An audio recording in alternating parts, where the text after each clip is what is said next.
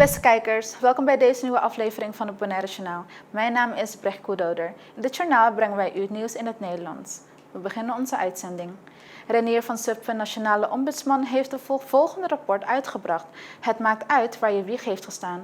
Uit het onderzoek dat zich richt op armoede onder Caribische Nederlandse jongeren blijkt dat veel jongeren serieuze knelpunten ervaren die hen belemmeren uit armoede te komen. Met dit rapport, wat gaat over Bonaire, Saba en Stesia, vandaag hier zijn. Laat ik dan beginnen met het, ook voor degenen die naar mij kijken, het rapport te laten zien. Dit is het rapport. Ik heb hier de papiamenstalige versie. Er is vanzelfsprekend ook een Engelstalige versie. Want het rapport gaat niet alleen maar over Bonaire, maar ook over Saba en Stesia. En er is ook een Nederlandse versie. Wie nog even precies wil kijken, op onze site staat van alles. En het rapport is het tweede rapport in een serie van 3. De vorige keer hebben we denk ik in min of meer hetzelfde gezelschap gesproken over het rapport wat wij toen hebben gemaakt over ouderen in Caribisch Nederland. Nu gaat het over jongeren, jongvolwassenen en de dingen die zij tegenkomen. En het rapport dat heet Het maakt uit waar je wieg heeft gestaan. En dat betekent dat we eigenlijk, je ziet dat het van belang is waar je geboren bent. Ben je geboren in Bonaire, dan ziet het er anders voor je uit dan wanneer je geboren bent in Venezuela. En weer anders dan wanneer je geboren bent in Amsterdam. En dat betekent dat de kansen die mensen krijgen, jonge mensen krijgen, ook verschillen. Maar dat wil niet zeggen dat die kansen er niet zouden mogen zijn. Juist degenen die minder kansen hebben, zouden extra aandacht moeten krijgen. En daar gaat dit rapport eigenlijk in essentie over. We hebben, dat is de kinderombudsman en ik en onze collega's, medewerkers, met heel veel mensen gesproken. Natuurlijk ook vooral met de jonge mensen. En er zijn nogal wat problemen als het gaat over huisvesting. Als het gaat over financiële problemen en armoede. Als het gaat over de scholing die je kunt krijgen. En we hebben een aantal dingen op papier gezet en in het rapport vindt u ook een visieuze cirkel. Dat betekent dat is een cirkel waar je steeds maar weer hetzelfde rondje draait. Omdat je er niet aan kunt ontsnappen. Dus als er armoede is, dan is er ook weinig kans op opleiding. En als je geen opleiding hebt, dan is er weinig kans op werk. En als je geen werk hebt, dan heb je weinig geld. En als je weinig geld hebt, dan kun je geen woning vinden. Nou, die cirkel die moet doorbroken worden. Dat is eigenlijk de opdracht van dit rapport. Vervolgens vertelt ombudsman Renier van Zutphen dat de woningprobleem voor jongeren een groot probleem is. Er is bij jonge mensen grote behoefte om zelfstandig te kunnen wonen. Veel te veel moeten nog bij hun ouders of zelfs bij hun grootouders blijven. Er zijn een aantal situaties tegengekomen waar meerdere generaties in een kleine woning moeten zijn. En dat wordt veroorzaakt door gebrek aan geld. En ook door hoge en dure huren. De huur die je moet betalen, die is zo hoog, ook voor jonge mensen, dat ze echt niet zelfstandig kunnen gaan wonen.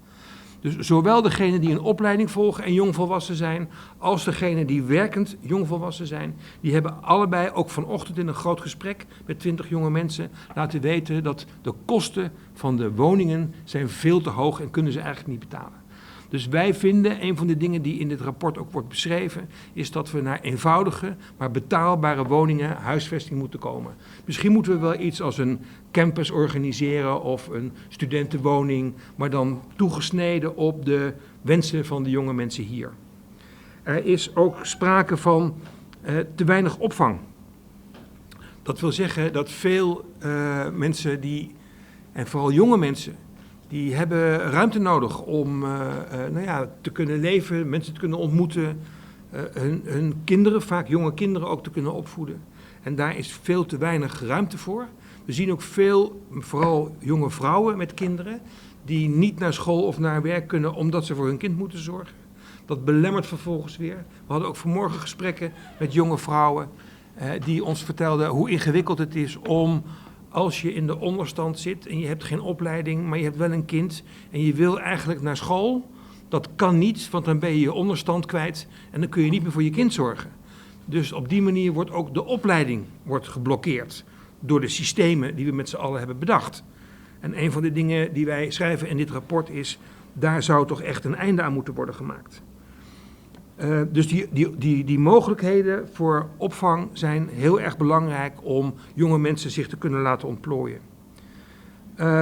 De opleidingsmogelijkheden zelf. Veel van de jonge mensen die vanmorgen hier waren, en dat waren er toch, wat ik zei, een stuk of 20, die zijn er eigenlijk allemaal stuk voor stuk dat de keuze voor een opleiding is te beperkt op Bonaire. Ze zouden veel meer diversiteit in het opleidingsaanbod willen hebben. En het is heel ingewikkeld om van hier, dat geldt dus ook voor Saba en Stesia, ergens naartoe te gaan waar je die opleiding dus wel kunt krijgen. We hadden vanmorgen ook gesprekken met jonge mensen, nog geen 18, maar omdat ze nog geen 18 zijn, kunnen ze niet voor studiefinanciering in aanmerking komen. Als ze naar Nederland zouden willen, maar ze kunnen niet naar Nederland, want ze zijn nog minderjarig.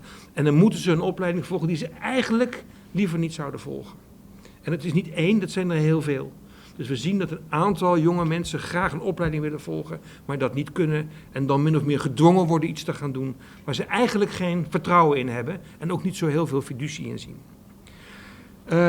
Dus die diversiteit op die school is heel belangrijk. Wat we ook zien, en dat zagen we ook in het rapport over de ouderen op Bonaire, Saba en Stesia, er zijn nog veel te veel jonge mensen die 's morgens niet kunnen ontbijten, die zonder eten naar school gaan. Dat wordt niet hardop gezegd, maar als we doorvragen en als we vragen van wat is er aan de hand, dan komen we dat echt heel vaak tegen. En als we met die jonge mensen praten, die weten allemaal wel een vriendje of een gezin in de buurt of iemand in de straat met kinderen waar er geen geld is voor voldoende voedsel. In het vorige rapport van 2019 over ouderen in Caribisch Nederland wat betreft armoede, zien we dat armoede in dit rapport van 2020 van jongeren, het maakt uit waar je wieg heeft gestaan, weer naar voren wordt gebracht.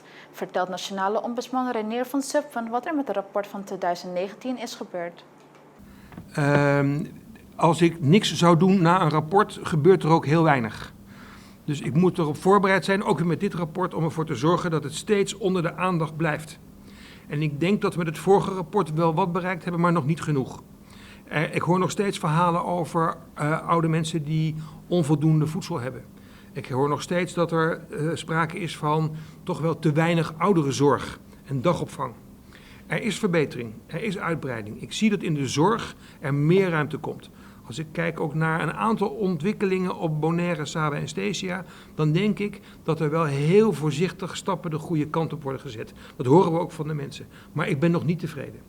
Maar als het dus gaat over de kwaliteit van de zorg, de dagopvang, dan is er echt vooruitgang geboekt. Dat merk ik ook in de gesprekken die ik heb. Maar het is nog te weinig. Dus de kwaliteit die wordt geleverd is in orde, maar het is nog te weinig aan het aantal plaatsen voor de behoefte die er is bij de oudere mensen. En daar moet nu aan gewerkt worden. Dus we weten op welk niveau en van welke kwaliteit het kan, maar nu voor iedereen die het nodig heeft. Dat is de volgende stap. En dat lukt alleen maar als we volharden, als we vasthoudend zijn. Ik zou bijna zeggen, vastbijten en niet loslaten. Dus iedere keer erop terugkomen. Dus de gesprekken die ik vanmiddag voer, maar ook morgen weer met een aantal mensen die hier belangrijke posities bekleden, gaat daarover. Hoe ver ben je? We hebben dingen gezegd en geschreven waarvan iedereen zei, wat verstandig. Dan wil ik nu ook zien wat ermee gebeurd is. Er wordt heel veel goeds gedaan, hè, met ontbijten en instanties en Rotary clubs en serviceclubs en scholen die het zich aantrekken. En nog steeds als wij de verhalen ophalen bij de mensen, dan zijn er nog steeds verhalen, serieuze verhalen, die laten zien dat er veel jonge mensen zijn die zonder ontbijt naar school gaan. Nog steeds. En ik weet niet waar het door komt, maar dat zijn de verhalen die ons verteld zijn.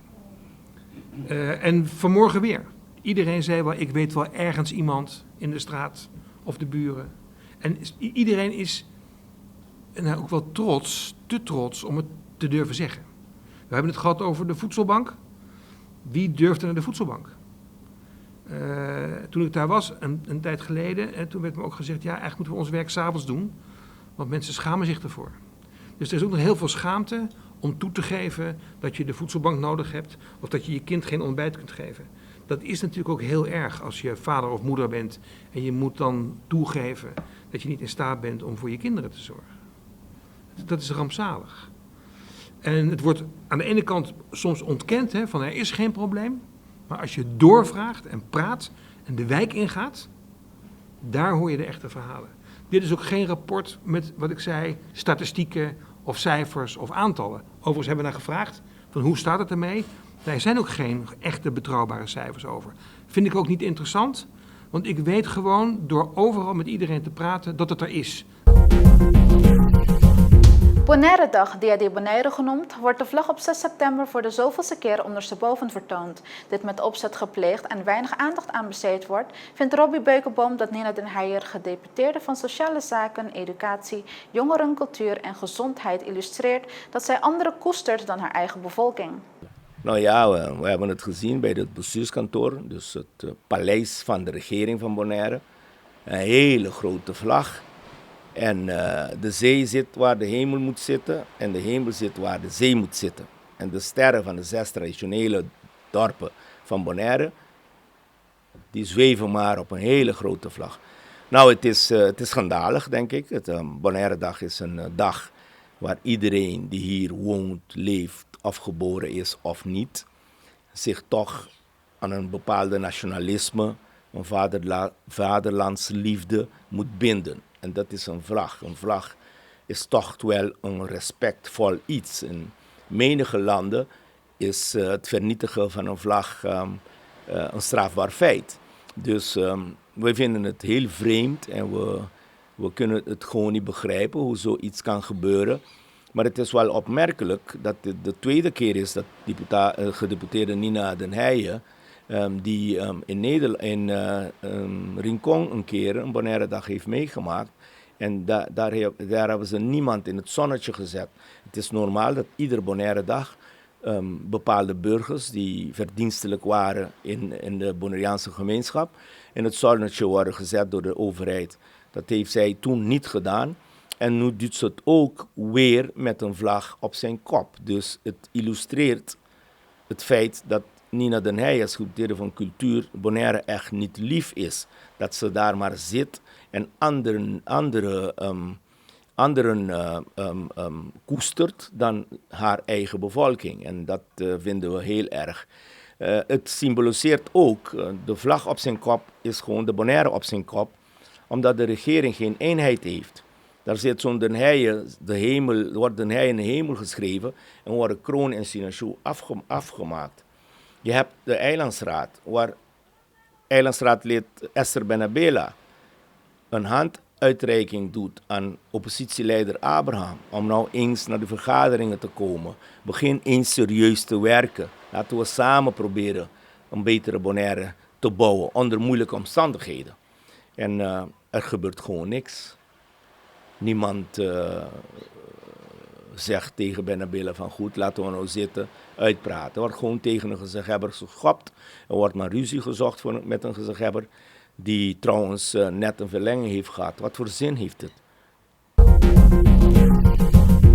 Staatssecretaris Raymond Knoos van Binnenlandse Zaken en Koninkrijksrelaties, die 31 augustus tot en met 3 september een werkbezoek deed aan Curaçao en Bonaire, en dit zonder resultaten voor de eilanden, is dit volgens Robbie Beukenboom een succesvolle campagne-uitvoering geweest.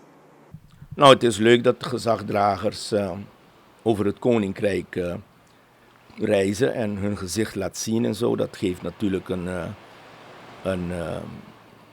een gevoel van verbondenheid. Of het nou zo is, weet ik niet. Maar het geeft wel een gevoel. Je kan nooit zeggen van, nee, hadden ze hier niet moeten komen of zo. Nee, dat is niet waar. Het is een gezagdrager die ook veel te zeggen heeft over best. Dus goed, welkom. Maar we hebben niet zoveel resultaten gezien. Het was een leuk bezoek van Knops. Ik denk dat Knops campagne is komen voeren. Binnenkort heb je verkiezingen in Nederland en we hebben ook stemrecht.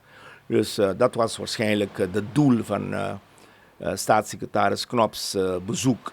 Hij heeft wel gezegd dat de bestuursakkoord met betrekking tot de wegennet op Bonaire en andere aspecten een goede akkoord is en dat Bonaire zijn huiswerk moet doen, plannen moet maken, uitvoeringsplannen moet maken, dan pas komt het geld. Het geld komt niet zomaar. En we vinden jammer dat binnen de overheid geen eenheid is, dat je ziet dat Nina den Heijer dus zijn 2 collega's eigenlijk wegduwt. En je ziet in de eilandsraad dat de oppositie gewoon niet komt opdagen, wel hun salaris incasseert, maar niet werkt. En dus dan kan je nooit samenwerken als je niet werkt. En dat vinden we jammer. We vinden dat Esther Benabella een goede handuitreiking heeft gestuurd richting de oppositie om te praten. Maar we hebben niks meer van gehoord en we dachten al dat het met een sissertje zou aflopen. Na de eerste donatie te hebben gedaan door de gezaghebber Edison Reina via een pinbetaling om zodoende officieel de maand september te beginnen als collectemaand voor het Prinses Wilhelmina Fonds, wensen de gezaghebber Stichting Wilhelmina Fonds nog jarenlang succes. Wegens de pandemie van COVID-19 zijn de regels aangepast en vraagt de stichting om via de bankrekening te doneren of om langs te komen. We spreken met Judeska Cecilia. Ja, september is landelijk de collectemaand voor de kankerfonds. Wij van Prinses Wilhelmina Fonds deden voorheen altijd elk weekend in september bij bedrijven staan, zoals Kooiman van de Twil Warehouse. Maar dit jaar door COVID gaan we helaas dat niet doen. Dat heeft te maken met de social distance en ook het aanraken van de verschillende collectebussen. Dus we hebben gekozen om dit via dus de bankrekening mensen te laten doneren als ze dat willen doen. En of hier langskomen om via de pinautomaat of cash af te geven. Normaal hebben jullie die activiteit ook Walkathon Nazario. Dit gaat niet door? Ja, wij eindigen altijd met de walkathon van Nazario van Rincon naar Playa. En dan in alle barrios doen we naast, dus achter hem aanrijden en ook collecten. Dit gaat helaas ook niet door. Door de nu verandering van cijfers willen we toch het veilig houden. En dat gaat dus ook niet door. Dus dan doen we het ook hetzelfde als weekend. Dus het liefst donaties via de rekening. Hadden jullie als eerst dit besloten of hebben jullie andere manieren bedacht om het activiteit toch door te kunnen gaan? Ja, we hebben inderdaad eerst gebrainstormd wat we anders kunnen doen door collecten. Niet met een collectebus, maar iets open. Of ook niet van Rincon tot Playa de walkathon te doen, maar wat korter. Maar het blijft nu een situatie en vooral de periode dat het nog onzeker is. Dat we het beste safe moeten doen, veilig. En daarvoor het liefst via de rekening en niet persoonlijk. En waar kunnen mensen hun donatie naartoe sturen? U kunt het dus als het via de bankrekening gaat, hebben we een bankrekening bij MCB nummer 101191602. U kunt ook langskomen hier bij onze inloophuis op de La Unionstraat 11. En wij zijn open van maandag, woensdag en vrijdag, ochtend van 8:30 tot 11:30. We hebben ook een pinautomaat. En voor mensen die weten niet veel van Stichting Prinses Wilhelmina Fonds. Hoe belangrijk is deze maand voor jullie? Ja, wij proberen dus te collecteren om ook meer informatie en lezingen te geven over kanker. En dat is best belangrijk voor heel de bevolking. Dus dat is ons streven, informatie geven en mensen bewust maken van de ziekte. Wij gaan nu naar de reclame en zijn zo bij u terug.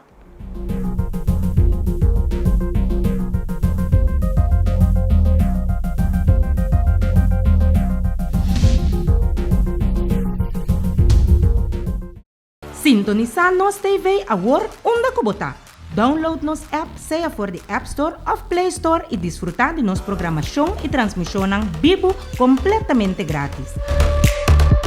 Há notificação de boletim especial e queda al tanto de tudo o que está passa.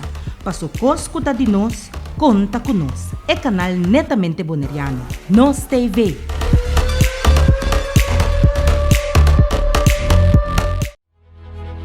Tu tem sonho of mais, pero quando está com a pessoa que está trabalhando e como nós podemos ajudar para realizar isso aqui não? Sonho te dando contesta.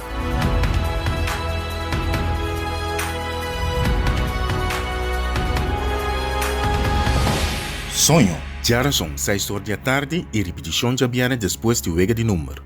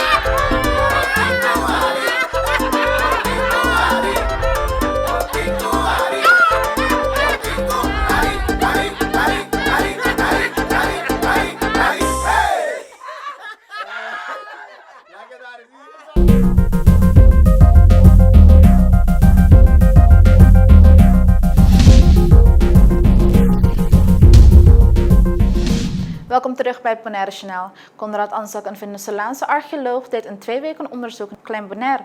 Bonaire Journaal heeft het volgende. Well, yes, it's really been 2 weeks that have been very intense. We've excavated already 15 trenches, 1 by 1 meter trenches, many test pits, and we found a lot of really interesting information that links the Venezuelan coast in the 17th and 18th centuries with Bonaire and with the small uninhabited island of Klein Bonaire. There was at the time a thriving informal commerce that was occurring. The cacao from Venezuela was being brought here, possibly to the site where there's a ruin now, that was maybe a warehouse where this cacao was stored. And we've been digging in the campsite that was in front, where we found glass bottle remains, bowls of Dutch Delft. We've also found criollo ware, so ceramics that I possibly think are from Venezuela, that still have to have analyses done by me back in Barcelona in my university. But it's a really rich site in terms of understanding better what occurred in the 18th century on Bonaire, where we really don't know much. Even historians don't know much about that time. The people who brought this, who were they? Were they Indians? Who were they? Yeah, so the people who would come from the coast of Venezuela, they were very varied. I mean, there were some indigenous people who would come as well, sometimes even in canoes, in small boats. Pardos or Criollo Venezuelans would come. The Sephardim, so the Jews from Curacao, were actually very involved in this trade. They were the main movers. So they would go with their ships that were also manned by enslaved, by free people of African descent, indigenous people, Spaniards. They were mixed crews. And the people who were probably camped in front of the warehouse, it's still, the research is developing. I still have to bring all the information together in the coming months. But they were probably either indigenous Bonaireans or freed people from the island. They probably weren't Dutch. We found 2 cannonballs. We found a smaller one, possibly a 3-pounder, and a much larger one. I think they were probably fired at the island because there were no gun emplacements there, I suppose. We did find the hardware from a musket, so they were defending what now is the ruin, the warehouse. Probably they had cacao there stored. Cacao was very valuable. But the balls were probably fired at the site. I still have to see if there's any documents that maybe mention this, that maybe some English privateers passed by through here, or even some Spanish corsairs, who were always harassing the cacao ships that were coming and going to Curacao and here. You have all this information. What is the next step? So the next step is analysis. In the coming months, I'll bring together the documentary evidence, the archaeological evidence, also the chemical analysis of some of these ceramics to determine if they're really from Venezuela, which would be a very big deal. It would be something for the first time done here. And all of these remains will be stored in Skal, in Museu Bonaire. I have the intention, together with the staff from Skal, to make an exposition, so a case where all of this will be available for the people of Bonaire to go and see. There's going to be a few scientific publications, and also publications for the public here on Bonaire. Once I have all the information integrated and I have a better picture of what happened. But the idea is that everybody knows about this because this site is unique, and we don't know anything about the 18th century pretty much on Bonaire. Door middel van verschillende omstandigheden van de dierenambulance van Stichting Koninklijke Kakelvers heeft de stichting een nieuwe auto in ontvangst gekregen als verrassing van Stichting Dierenlot Nederland. We spreken met Peter Kersenmaker. Ja, klopt. We hebben een nieuwe auto gekregen. Onze eigen auto die was slecht. Die stond meer kapot stil als dat we hem konden gebruiken. En dat ging ten koste van de dieren. Want we konden niet meer zoveel rijden als we moesten. Dierenlot heeft toen gezegd van ja, dat kan niet. Jullie doen goed werk en belangrijk werk. Jullie krijgen een nieuwe auto. Maar wij wisten dat niet. Dat was een verrassing. Ik kreeg een melding dat ik ergens een hond moest bevrijden die klem zat. Nou, en toen we daar aankwamen bleek dat er een nieuwe auto stond. En dat Elvis Chinachu van de NPB heel erg trots was om uit te reiken. En ik kan zeggen dat het voor ons echt een stuk gereedschap is die we heel hard nodig hebben. Als we geen auto hebben, kunnen we ook geen dieren helpen. Een auto is heel belangrijk voor animal shelter. Waarom eigenlijk? Omdat wij ook de dierenambulance zijn van het eiland, 24/7. Daarin in de auto zitten al onze spullen zitten bij elkaar in. Daar zitten medische hulpmiddelen in, daar zit voer in, daar zit water in.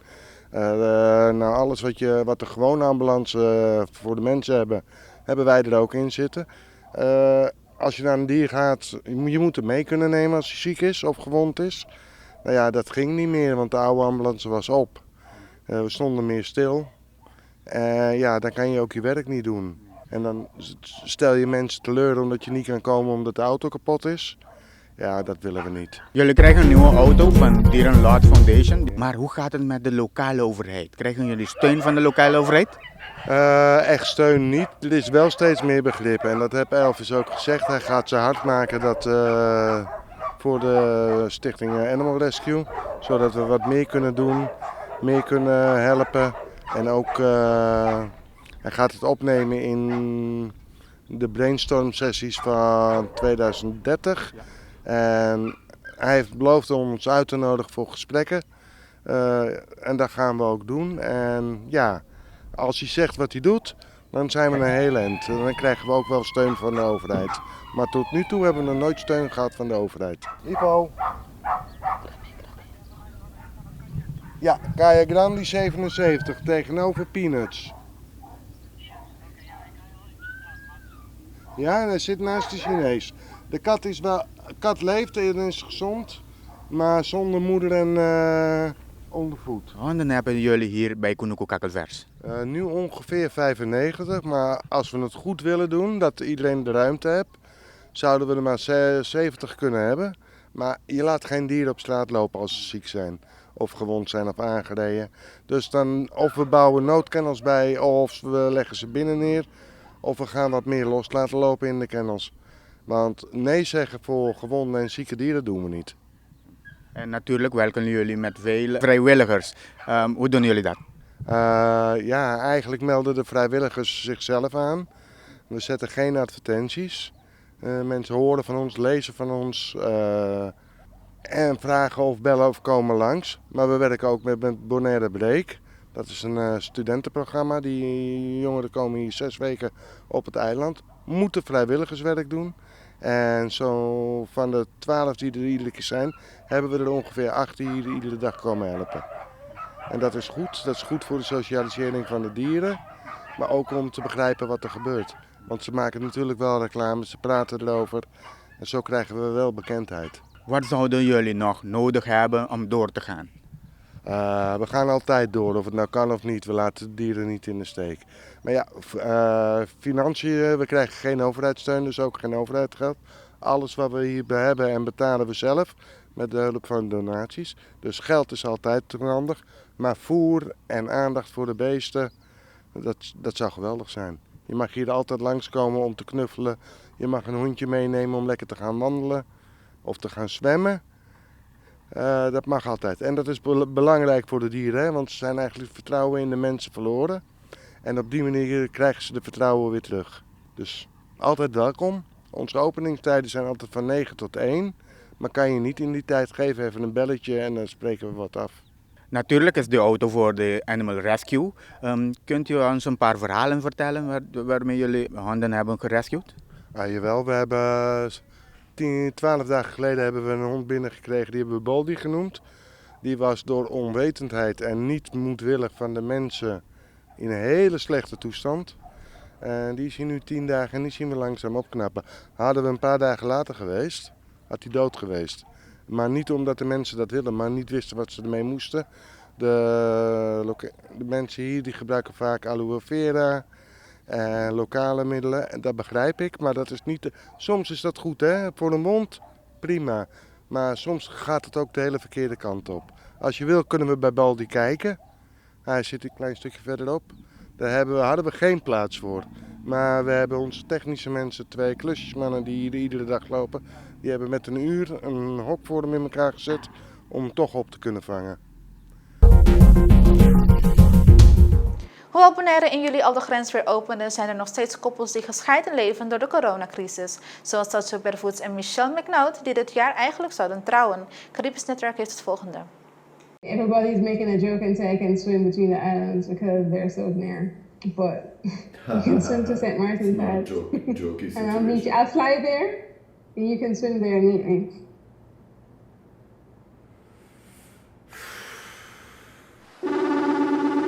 Elkaar door corona bijna 8 maanden niet zien. Het overkwam deze stellen. Bonaire opende in juli haar grenzen, maar alleen voor lage risicolanden. Daardoor zit Jessica vast in Amerika en Michelle in Jamaica. Hoe blijven zij positief? You keep me positive.